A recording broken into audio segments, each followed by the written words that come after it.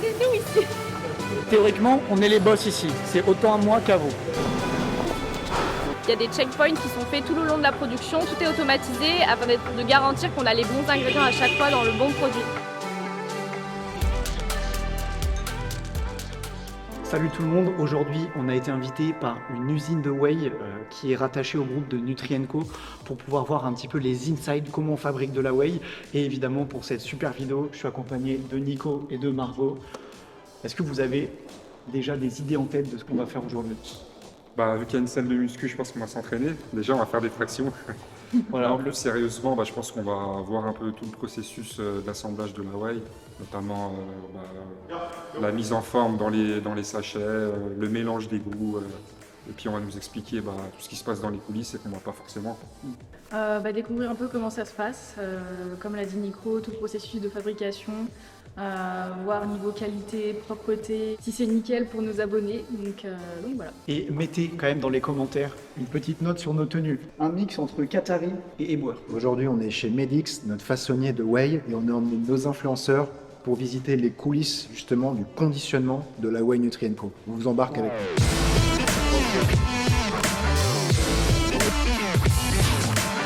Pour essayer de faire en sorte que la livraison coûte le moins cher possible à nos clients, il faut que le colis soit le moins lourd possible, mais aussi le moins volumineux.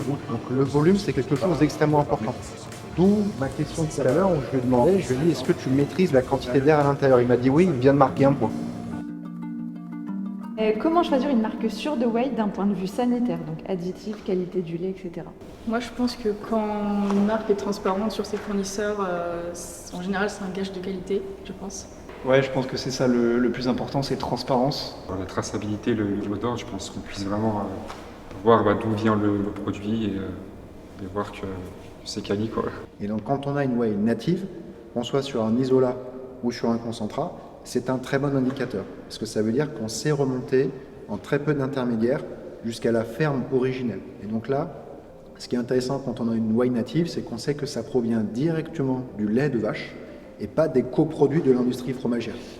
Une whey sans aucun additif, en fait, ça n'existe pas. Parce que rien que quand on met un goût à l'intérieur, un arôme, c'est un additif.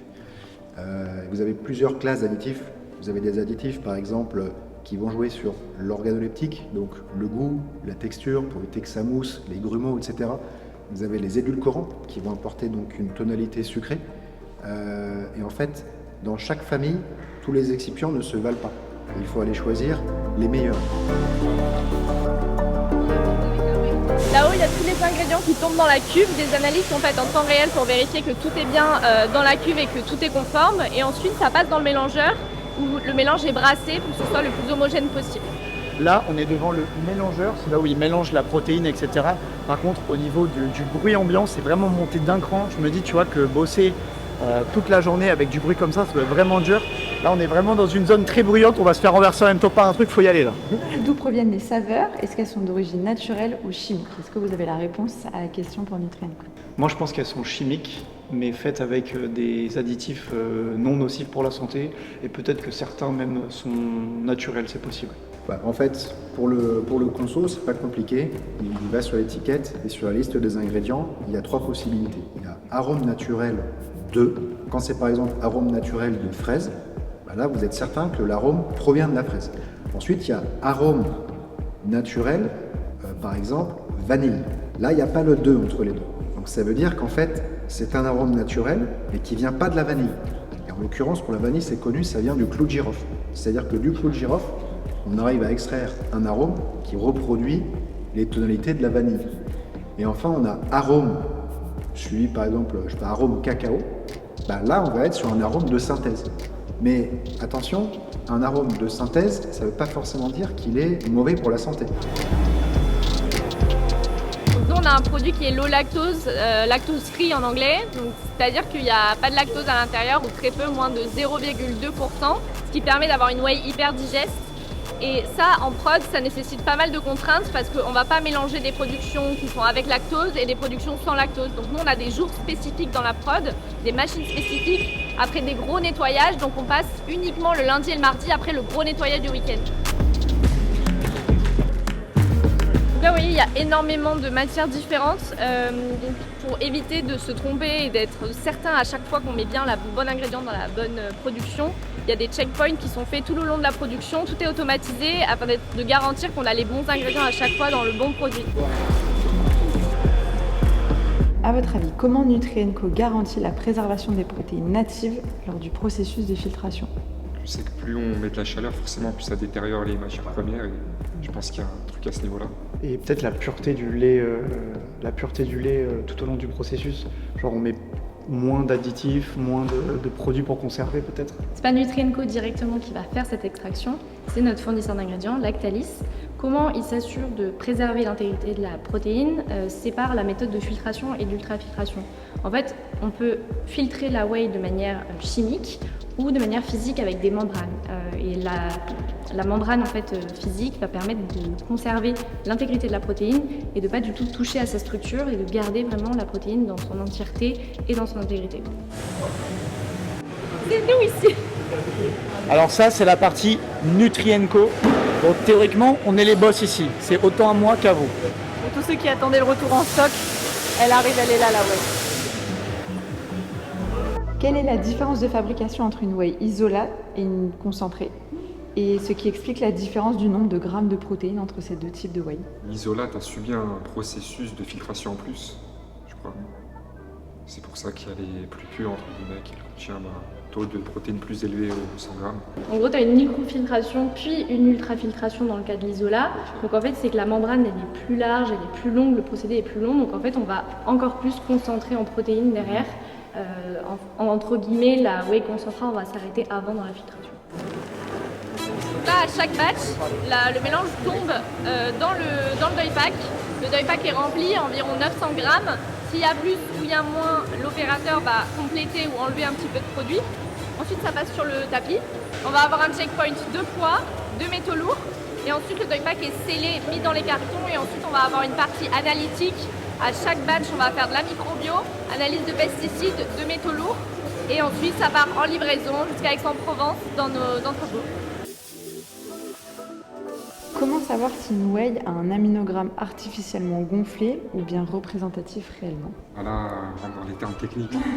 Alors je suis pas sûr à 100%, mais est-ce que c'est par rapport au ratio que tu vas avoir entre les différents acides aminés, par exemple la leucine, l'isoleucine?